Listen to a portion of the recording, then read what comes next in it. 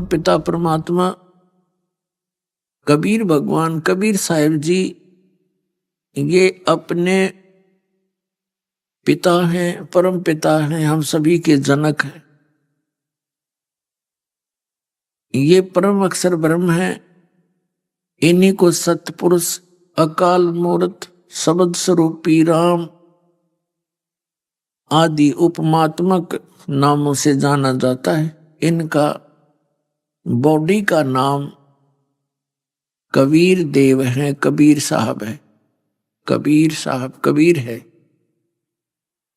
जैसे अपने देश के प्रधानमंत्री जी का शरीर का नाम तो अलग होता है और पद के नाम भाषा भिन्न, प्रधानमंत्री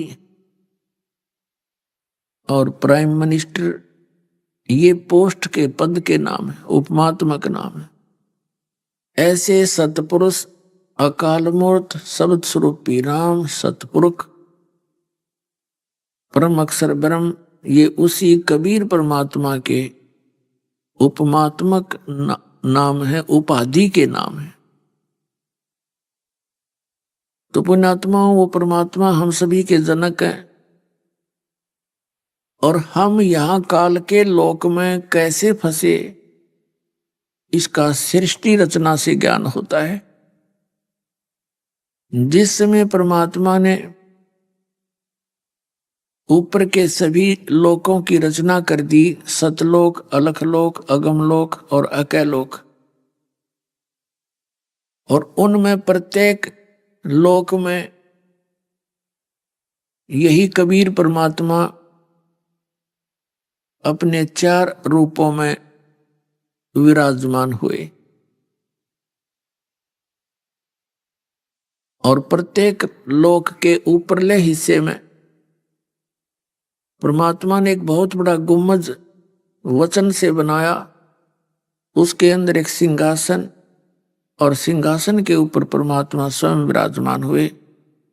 उनके सिर पे मुकुट और वहां और छतर, ऊपर छतर।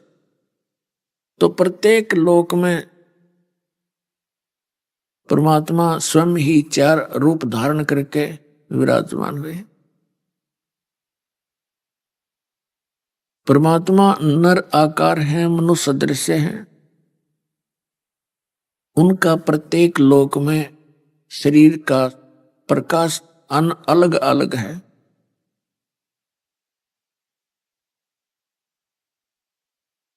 तो सतलोक के अंदर परमात्मा ने सतलोक की सृष्टि की, यानी अन्य जीवों की उत्पत्ति की। तो परमात्मा ने सतलोक के अंदर एक शब्द से ये सभी द्वीप आदि बना दिए। फिर 16 शब्दों से 16 पुत्रों की उत्पत्ति की। उन 16 पुत्रों में से एक अचिंत नाम का पुत्र है और अचिंत से परमात्मा ने कहा कि अचिंत आप सृष्टि रचना करो आगे की। अब कबीर साहब ये चाहते थे कि कहीं इन बच्चों को आगे भ्रम हो जा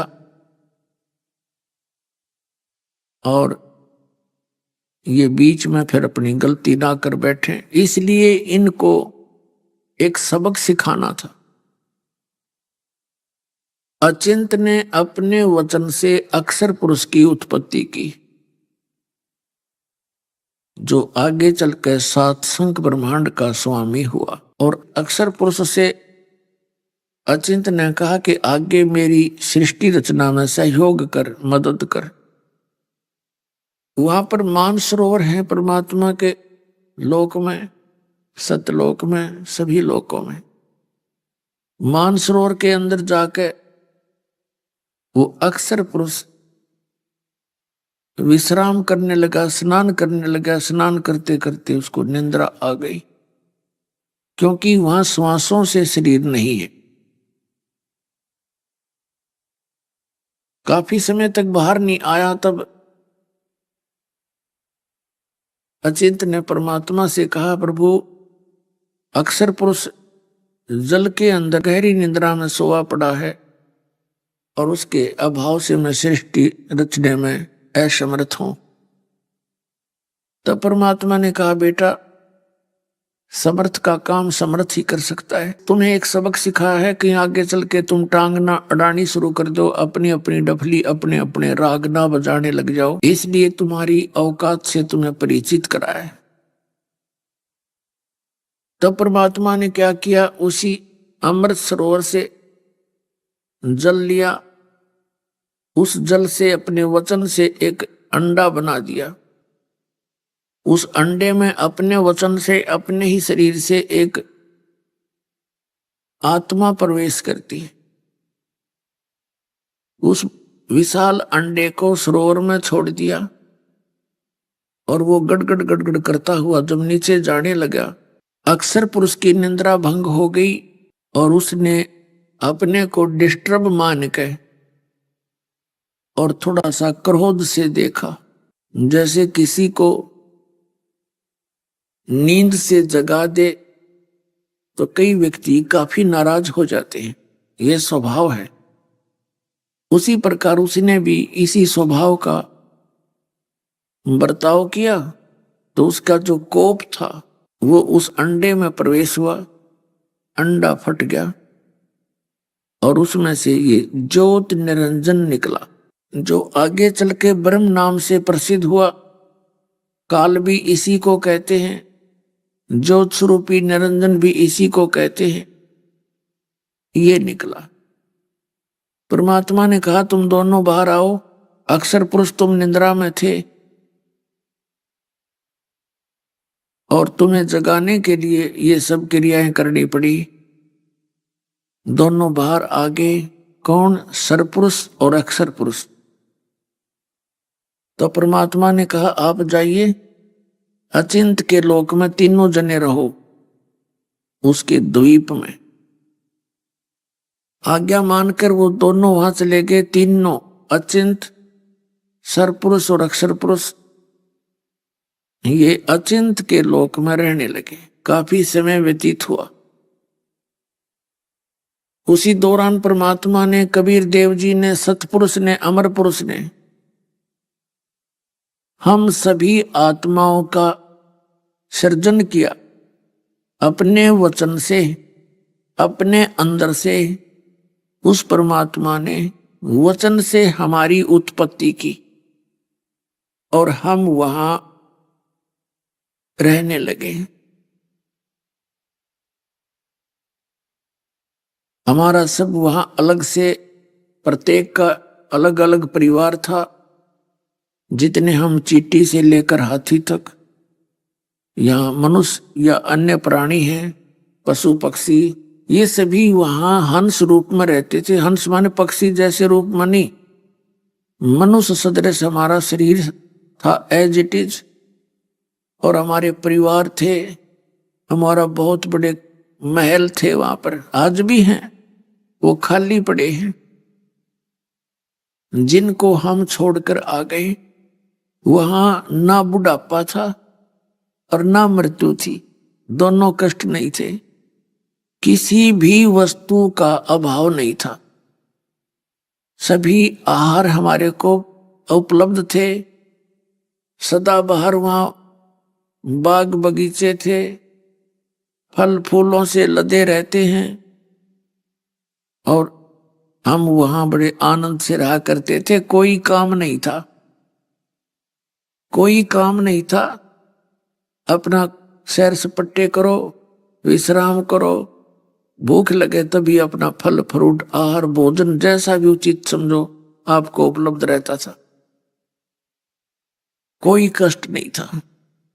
तो इस हमारा एक स्वभाव बना हुआ है, जिस समय हमें सुख हो जाता है हम सबसे पहले परमात्मा से दूर होते हैं। हम वहां रहा करते थे, उधर से इस ज्योत निरंजन अर्थात सरपुरुष के मन में, इसके अंदर एक गलत सोच उत्पन्न हुई। इसने देखा कि हम तीन जने तो एक लोक में रह रहे हैं, एक द्वीप में, और हमारे जितने भी अन्य भाई हैं वो सभी अलग अलग द्वीपों में रह रहे हैं। इसने क्या सोचा कि तप करके मैं अलग से स्थान प्राप्त करूंगा। ज्योत निरंजन ने, सरपुरुष ने एक पैर पर खड़ा होकर 70 युग तक तप किया। परमेश्वर कबीर जी ने, परम अक्षर ब्रह्म ने इसे पूछा कि ज्योत निरंजन आप किस लिए ये प्रयत्न कर रहे हैं। वो तो जानी जान थे, फिर भी उसके मुख से कहलवाना चाहते। इस सरपुरुष ने कहा कि भगवान ये स्थान मेरे लिए कम है, मुझे और स्थान चाहिए अलग से। तब परमात्मा ने कहा ठीक है, अभी तेरा 70 युग तप के बदले में तुझे 21 ब्रह्मांड देता हूं। जैसे एक धनी बाप अपने पुत्र को उसके हिस्से के 21 प्लाट दे दे, ऐसे ये खाली प्लाट दे दिए 21 ब्रह्मांड, और कहा जा वो तेरे ब्रह्मांड है, क्योंकि सतलोक के अंदर भी असंख्य ब्रह्मांड है। ये जाकर के इन 21 ब्रह्मांडों के अंदर लगा सैर सपट्टे करने। तब इसने सोचा इन प्लाटों में कुछ कंस्ट्रक्शन भी हो। इसने फिर से तप शुरू किया, 70 युग फिर तप किया। तो परमात्मा ने पूछा अब क्या चाहता है ज्योत निरंजन। तब इसने कहा पिताजी इसमें कुछ कंस्ट्रक्शन करना चाहता हूं, मुझे कुछ मटेरियल दे दो। तब परमात्मा ने इसको 5 तत्व और 3 गुण दे दिए कि ले बेटा खेल खिलौनों से। तो यहां काफी लंबा प्रकरण है ये, लेकिन हम अपना शॉर्ट में सुनाएंगे। 5 तत्व और 3 गुण लेकर ये पहुंच गया अपने ब्रह्मांडों में। फिर इसने सोचा इसमें रचना भी कर लूंगा। तो रचना जैसे मकान बना लिया, तो अकेला कैसे रहूंगा। तो इसने सोचा कि इसके अंदर कुछ जीव भी मेरे साथ रहे, कुछ आत्मा मेरे साथ रहे तब दिल लगे। तब इसने फिर तप शुरू किया। जब 64 युग तक तप किया, परमात्मा ने पूछा कि ज्योत निरंजन जो तूने चाहा था वो मैंने दे दिया, जो तूने मांगा था, अब और क्या इच्छा है तेरी। तब इसने क्या कहा कि प्रभु हे भगवान, हे पिताजी, मेरा अकेले का दिल नहीं लगता, यहां मुझे कुछ हंस दे दो, आत्मा दे दो। अपन आत्मा हम यहां क्यों फंसे इसके काल के जाल में। जब ये तपस्या कर रहा था एक पैर पे खड़ा हो गए। प्रथम बार जब इसने तपस्या की तो हम सभी जो इसके आसपास के अक्षेत्र के थे, हम सभी के सभी इसके इस नाटक को बड़े गौर से देखने लगे और हम इसकी तरफ आकर्षित हो गए। परमात्मा ने अपने जो तीसरे प्रत्येक लोक के ऊपरले हिस्से में मालिक विराजमान है और वहां से आकाशवाणी कर देते हैं, वो सबको सुनाई देती है। परमात्मा ने आकाशवाणी की कि बच्चों, किसी के क्रियाओं को नहीं देखना चाहिए, अपना मस्त रहो। तुम क्या देख रहे हो, इस ज्योत निरंजन के इस क्रिया को मत देखो, अपना मस्त रहो। हम ऊपर से तो सावधान हो गए पर अंदर की कसक नहीं गई। हम अंदर से इसको बहुत गहराई से स्वीकार कर चुके थे। अंतर्यामी पिता सब जानते हैं। भाव दूसरे शब्दों में ये समझो कि हम अपने पतिव्रता पद से गिर गए और भगवान के दिल से उतर गए। अपने मालिक की, अपने स्वामी की नजरों से हम गिर गए। जब इसने जीव मांगे, आत्मा मांगी काल भगवान ने, तब परमात्मा ने कहा कि देख भाई, इस तेरे 64 युग के बदले में और प्लाट दे दूंगा, ब्रह्मांड दे सकता हूं, लेकिन ये आत्मा नहीं दूंगा, क्योंकि ये मेरा अंश है, ये मेरे शरीर से निकले। अपने आत्माओं, उस मां से पूछना जो बच्चों को जन्म देती है, उसकी कितनी ममता होती है उन बेटा और बेटियों में। एक माई का एक पुत्र उत्पन्न हुआ, अपाहिज और माइंडलेस था वो बिल्कुल। ऐसे लाल पड़े, ऐसा टेढ़ा सा मुंह, ऐसे चिपका हुआ सा उसका सिर, यानी देखने में भी अभद्र लगे, और लाल पड़े, टट्टी और पेशाब अंदर ही कर देवे।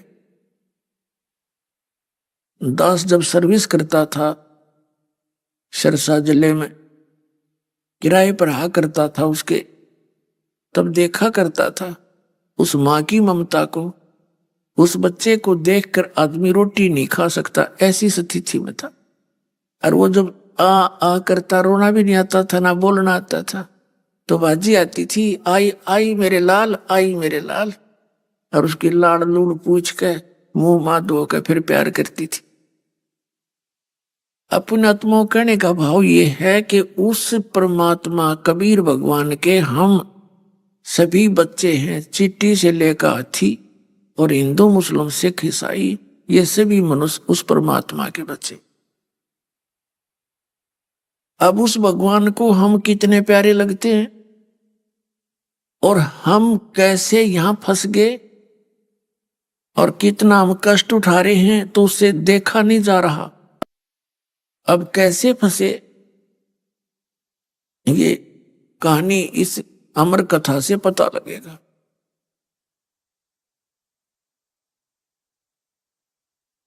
तब परमात्मा ने कहा, भी देख, ये मेरी आत्मा है, ये मेरा अंश है,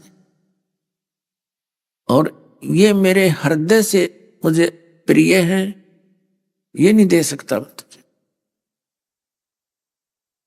फिर परमात्मा को ये मालूम था कि हम वहां रहने लायक नहीं रहे। परमात्मा नहीं चाहता था हमें वहां से बाहर निकालना, लेकिन हम उस योग्य नहीं रहे थे। जैसे सेब विक्रेता सेबों को रखता है, वो कितनी महंगी होती हैं, और उनमें से कोई 1, 2, 4 सेब खराब हो जाती है, वो उनको तुरंत उठा लेता है। क्यों उठा लेता है? उनको निकाल देता, फेंक देता कूड़े में, और उनके मंडी के खागड़ खाया करे फिर उसने। सूअर खाते हैं उनको। क्यों फेंक देता है? कि यदि ये अधिक समय तक इसमें रहेगी टोकरी में, ये और सेबों का विनाश कर देंगी। तो परमात्मा ने ये सोच के कि ये थोड़े से क्षेत्र में बिजली गिरी है और ये और में भी होगी, तो ये मेरे बच्चे घने दुखी हो जाएंगे, इसलिए परमात्मा ने हमें वहां से निकालना उचित समझा। अब सेब विक्रेता का दिल जाना है, वो एक सेब ने कैसे फेंक रहा है, कितनी कॉस्टली होती है, उसको कितनी हानि हो रही है, लेकिन उसकी मजबूरी थी। अब इस दयालु ने ये कहा कि भाई बात सुन ज्योत निरंजन, मैं उनको नहीं भेज सकता तेरे साथ। हाँ, एक बात है, एक शर्त पर भेज सकता हूं, यदि वे सब इच्छा से तेरे साथ जाना चाहते हो तो भेज देंगे। आप जाइए, उनसे पूछ लीजिए।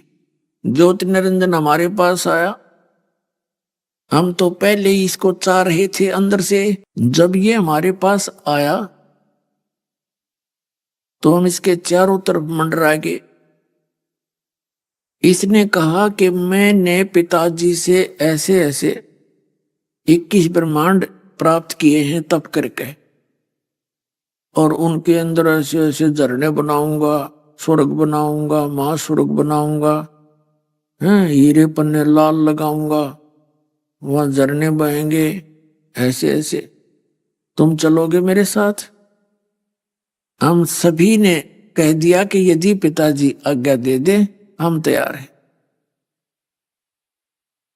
ज्योति निरंजन ने कहा, पिताजी कुछ आत्माएं मेरे साथ चलने को तैयार हैं। परमात्मा स्वयं आए हमारे पास, हमसे पूछा कि भी बोलो। परमात्मा ने कहा कि मेरे सामने स्वीकृति वो देंगे तब मैं भेजूंगा। अब वो हमारे पास आए, हमसे कहा कि भी जो ज्योति निरंजन के साथ इसके ब्रह्मांडों में जाना चाहते हैं हाथ खड़ा करो, हाथ खड़ा करो। अब हम सारे के सारे नीचे को मुंह करके सन्नाटा छा गया, बोले नहीं। शर्मिंदा हो गए कि पिताजी ने तो पहले कहा था इसकी बकवादें मत देखो, और अब हम कैसे कहें इसके साथ जाएंगे। शर्मिंदा होकर नीची गर्दन कर ली। कुछ देर ऐसे ही हम शांत रहे तो परमात्मा ने कहा, ज्योति निरंजन आप तो कह रहे थे तेरे साथ जाना चाहते हैं, कोई भी नहीं बोल रहा, क्या तू झूठ बोल रहा था? उसी समय एक हंस खड़ा हुआ और कहा, पिताजी मैं जाना चाहता हूं। एक आत्मा खड़ा हुआ, उसके देखा देखी फिर हम सभी ने हाथ खड़े कर दिए, एक की बजाय दोनों कर दिए। हमने न सोचा कहीं यू अकेला सारी लूट लूट ले, वहां पर हम रह जा पीछे।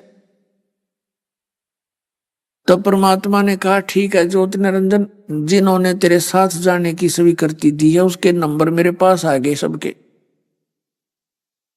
उनके नाम नंबर मैंने नोट कर लिए हैं अपने डायरी में, अपने अंतःकरण में।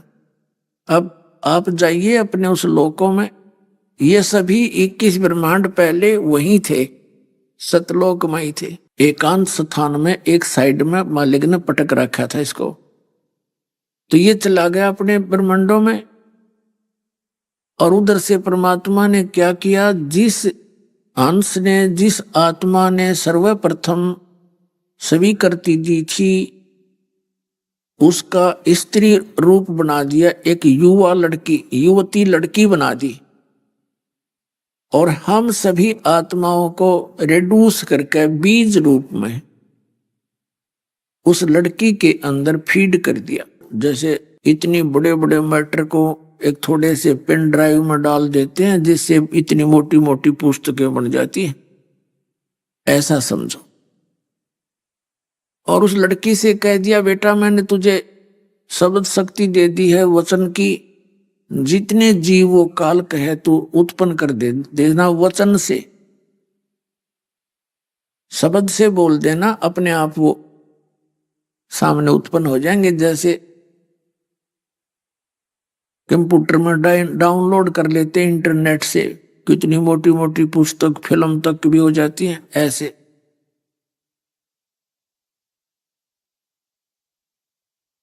और परमात्मा ने उस लड़की को प्रजनन इंद्रिय नहीं लगाई थी, क्योंकि उनका उद्देश्य था कि वचन से ही ये सृष्टि रचना अच्छा रहेगा, उनमें विकार कम होंगे। और अपने पुत्र सहजदास से कहा कि सहजदास इस लड़की को, अपनी बहन को ज्योति निरंजन के पास छोड़िया और उसको बता देना कि मैंने इसको वचन शक्ति दे दी है, जितने जीव तू कहेगा ये उत्पन्न कर देगी।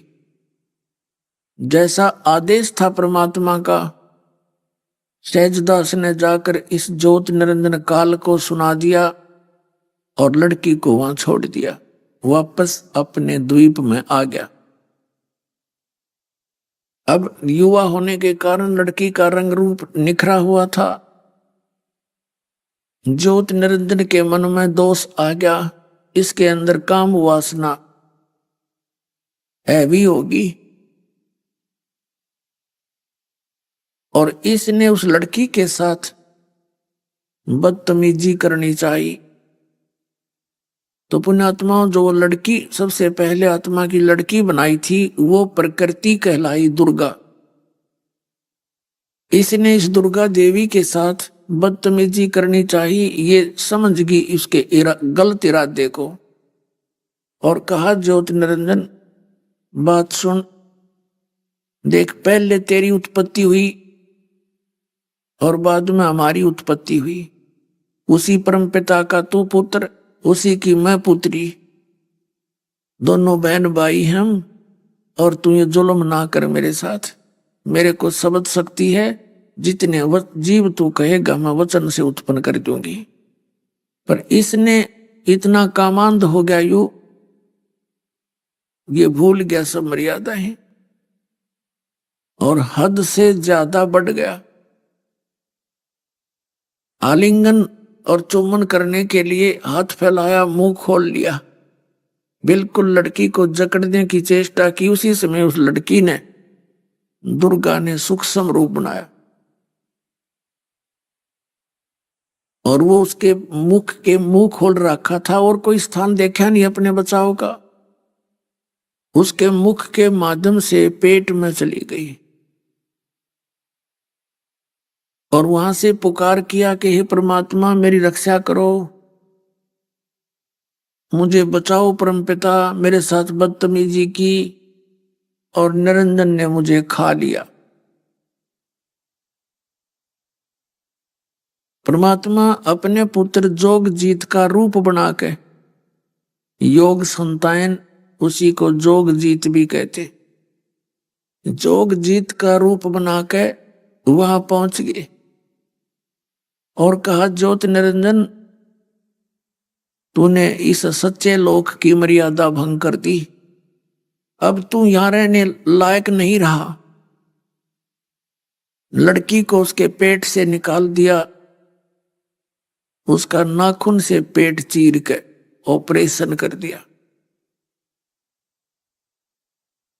और कहा ज्योति निरंजन आज से तेरा, सुन ले वचन परम पिता के, आज से तेरा नाम काल होगा। 1,00,000 जीवों का तू नित आहार करेगा, 1,25,000 की उत्पत्ति किया करेगा। 1,00,000 मानव शरीरधारी प्राणियों का के सूक्ष्म शरीर से निकले हुए गंध को तू डेली खावेगा और 1,25,000 की उत्पत्ति किया करेगा। आज से तेरा नाम काल होगा और निकल जा यहां से, तुम इस 21 ब्रह्मांड को लेकर निकल जा यहां से और ले जा इस दुर्गा को साथ में। पुण्यात्माओं, वहां इसने बहुत हाथ पैर जोड़े कि भाई साहब मुझे माफ कर दो, पिताजी से मेरी अर्जी लगा दो, मेरे से गलती होगी। परमात्मा ने कहा कि अब तेरे लिए इस लोक में कोई ठिकाना नहीं और तू निकल जा शीघ्र यहां से। इतना कहा था कि 21 ब्रह्मांड विमान की तरह चल पड़े। रास्ते में फिर सहज दास का लोक था। जब ये 21 ब्रह्मांड लिए आ रहा था तब इसने वहां इन ब्रह्मांडों को रोका थोड़ी देर के लिए, सेकंड के लिए, कुछ समय के लिए, और सहज दास से प्रार्थना की कि मेरी अर्ज लगा दो भगवान से, पिताजी से, मुझे क्षमा करवा दो। तो सहज दास परमात्मा के पास पहुंचे, क्योंकि सतलोक बहुत लंबा चौड़ा है, वहां सेकंडों के अंदर जाता है, क्योंकि वहां विमान अपने शरीर ही विमान है उनके। 1 सेकंड में वहां परमात्मा के दरबार में सहज दास गया। उसने जाकर कहा प्रभु आपका एक दास, आपका सेवक ज्योति निरंजन वो अर्जी लगा रहा है, कहता मेरी अक्षमा हो, मुझे यहीं रख लो। तो परमात्मा ने कहा कि उसको अति शीघ्र यहां से निकाल दे, उसके लिए यहां ठिकाना रहा नहीं। मनसा वाचा कर्मणा यानी मैं सच्चे मन से, सच्ची आत्मा से कह रहा हूं, सच्चे भाव से, उसको यहां नहीं रखना। सहज दास तुरंत वापस आए और कहा भाई हमने तो मालिक से अर्ज करी थी, पर तेरी अर्जी मंजूर हुई नहीं, आप निकल जाओ यहां से। उसी समय उसका विमान फिर वहां से 21 ब्रह्मांड चल पड़े। ये 21 ब्रह्मांड वहां से चलकर सतलोक से 16 शंख कोश की दूरी पर आ गए। जैसे गिनती है लाख, 10 लाख, करोड़, फिर अरब, खरब, नील, पद्म, शंख, 16 शंख कोश। एक कोश के अंदर लगभग 1.25 किलोमीटर होता है, 1.5-2 किलोमीटर। तो ये सब लगभग 2 किलोमीटर ही होता है। तो कहने का भाव ये है कि सतलोक से इतनी दूरी पर आकर के ये ब्रह्मांड चक्कर काटने लगे 21 के 21। फिर इसने देखा कि मेरे साथ जो होना था हो लिया, पर इन सब जीवों को इतना दुखी कर दूंगा कि वो रोया करेगा सतपुरुष। अब उसने दुर्गा के साथ फिर बद व्यवहार किया। दुर्गा देवी ने प्रार्थना की कि ज्योति निरंजन कुछ अकल ठिकाने ला, मेरे पास वचन शक्ति है और जितने जीव कहेगा मैं उत्पन्न कर दूंगी, और कुछ लज्जा कर, कुछ शर्म कर। देख पहले तो तू मेरा बड़ा भाई, मैं तेरी छोटी बहन, ये कर्म पाप, ये पाप का भागी होगा ये दुष्कर्म तू करके, और दूसरे में तेरे पेट से होकर बाहर आई हूं, तेरी बेटी होगी। यानी इस देवी ने अपना हर तरह से संभव कोशिश की कि ये बकवाद ना करे, लेकिन इसने एक नहीं सुनी और ये कहने लगा कि अब मेरा और के बिगाड़ेंगे इससे ज्यादा, मुझे जो सजा मिलनी थी वो मिल गई, अब मनमानी करूंगा। इसने दुर्गा के साथ बहुत ज्यादा यानी बलपूर्वक ये क्रिया की। इसने नख रेखा से, अपने नाखूनों से प्रजनन इंद्री बनाई, फिर रति क्रिया की और 3 पुत्रों की उत्पत्ति की। बड़े वाला रजगुण युक्त ब्रह्मा उत्पन्न किया दुर्गा से, और दूसरे नंबर का ये सतोगुण युक्त विष्णु जी को उत्पन्न किया, और तीसरा शंकर जी को तमोगुण युक्त किया। अब यू रजोगुण युक्त, सतोगुण युक्त और तमोगुण युक्त कैसे करता है? इसने एक ब्रह्मलोक, एक ब्रह्मांड के अंदर ऐसा स्थान बना रखा है गुप्त, जो है तो ब्रह्मलोक का ही हिस्सा, लेकिन उसको ऐसे ढंग से बना रखा है, उसके बीच में ऐसा एक सिद्धि शक्ति छोड़ रखी है कि यहाँ के प्राणी, कोई भी ऋषि महर्षि उसके निकट नहीं जा सकता। जैसे लक्ष्मण रेखा खींच देते हैं, ऐसी खींच रखी, और वहां यही ले जा सकता अपनी मर्जी से, इसकी इच्छा से ही वहां कोई जा सकता है। इसने क्या किया हुआ है, जैसे किसी मकान के अंदर 3 कक्ष हों, 3 रूम्स, और एक कक्ष में चित्र लगे हों अश्लील,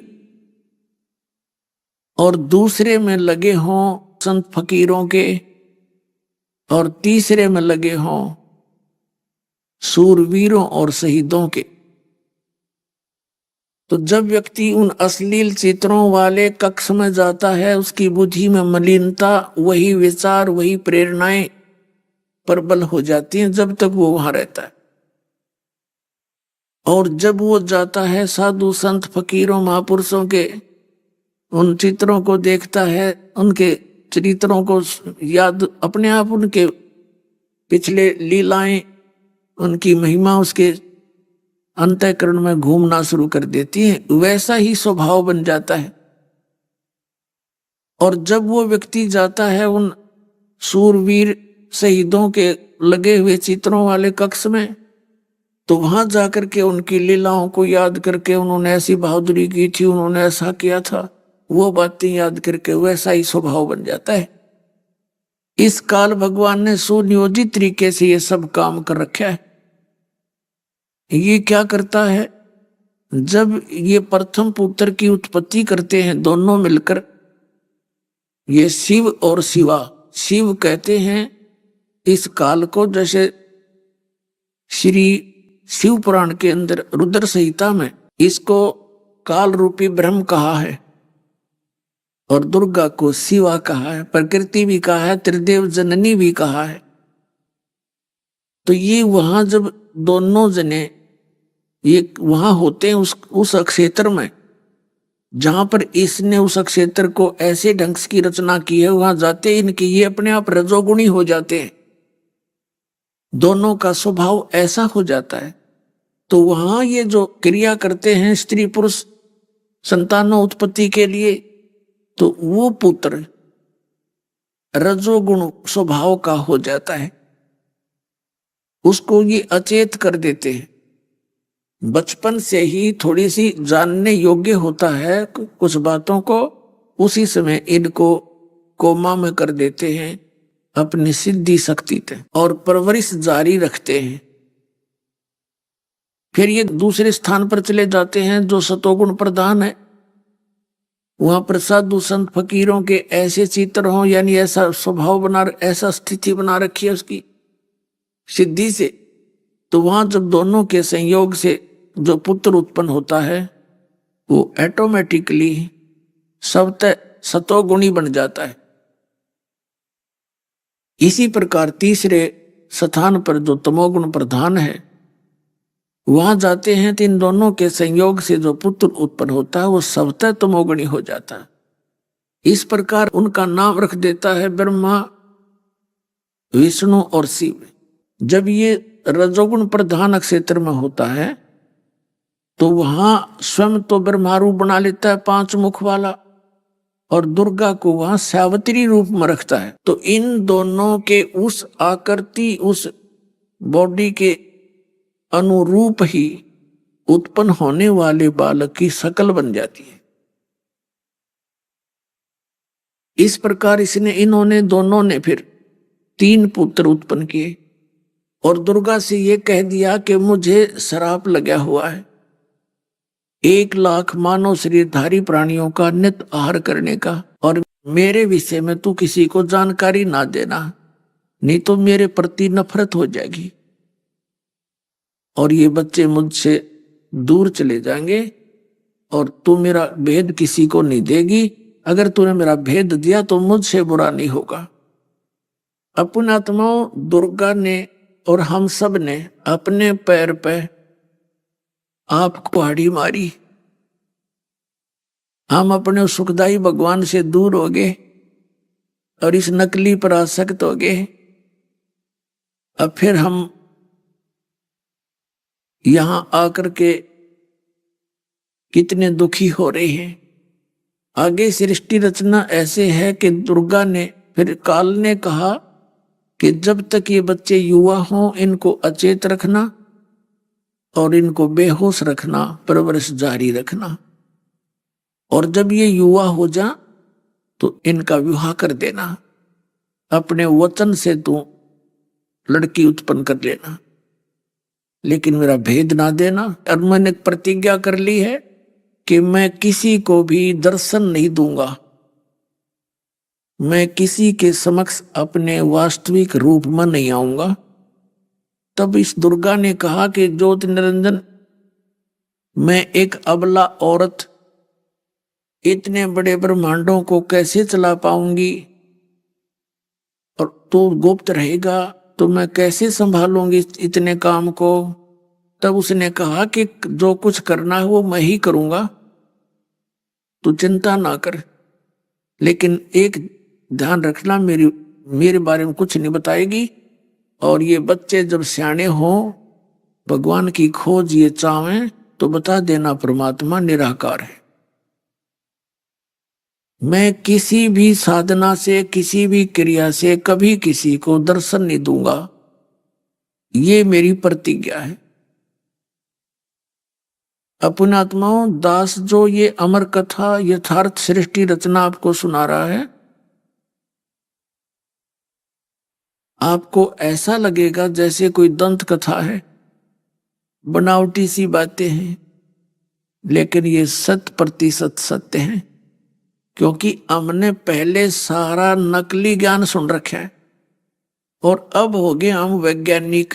2 अक्षर सीख के ऐसे कैसे हो गया, ऐसे कैसे हो सकता है, और ये हो रहा परमात्मा की सतीथि। आप कहीं पर भी देख लो परमात्मा को, आप आसानी से पहचान सकते हो कि भगवान है।